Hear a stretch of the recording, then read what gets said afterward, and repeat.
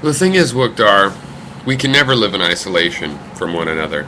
And the truth always has a material impact. That's what makes it the truth. Now, I don't say I have a crush on the truth because it's difficult to determine the truth, and it's possible, and that as appears to be the case, that sometimes there can be contradictory truths where the truth depends on your particular point of view. Um, if we go into virtual reality, we can't actually change that fact about the truth always having an impact. We've just hidden it deeper and deeper. Now, I'm the kind of person that imagines working on such a system.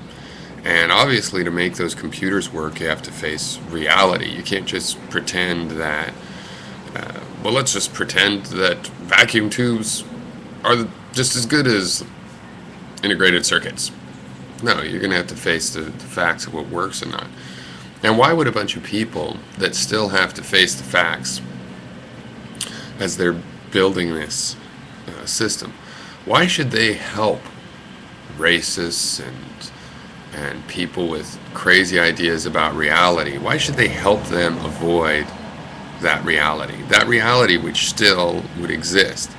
You have just protected them from facing it. But it's still there. If I'm in a virtual reality, I can still go around trying to evangelize on the idiocy of racism. And people can say, oh, well, but we're just being racist against figments of our imagination, so it doesn't matter. Well, yeah, there's still plenty psychological problems with that. And I would still be correct when I argued that. It would just be a lot harder to convince people because we would have given them cover with which to forgive their mental illnesses.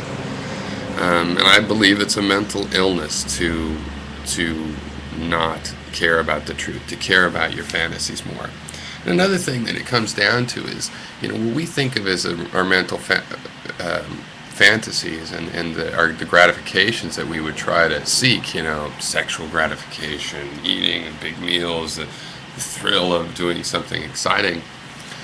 The reason we have those urges is to help us survive. These are tools that the DNA has given us to help us survive, So we don't have to think deeply about, nutritional biophysics in order to want food to eat. We can simply gratify our needs.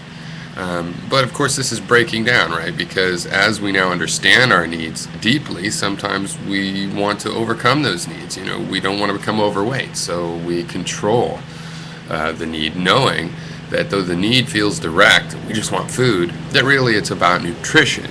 And so we can see a higher truth coming out of these somewhat petty desires and needs for gratification.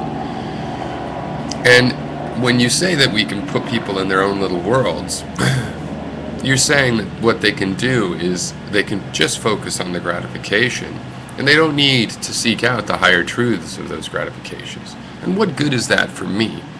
What good is that for me? Here we have these primitive drives that, left to their own devices in the real world, eventually, in combination with intellect, they help us discover deeper needs. We have a lustful urge, and we discover genetics and procreation mathematics, the systems that are out there and among living things.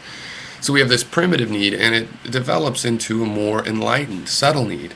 And you want to put people in a VR where it just stays primitive. How is that better? How is that better to stop the process of evolution? And if ever you allow yourself to ignore reality, that's what you've done, is you've stopped the process of evolution. And in my view, that's like suicide. Cheers.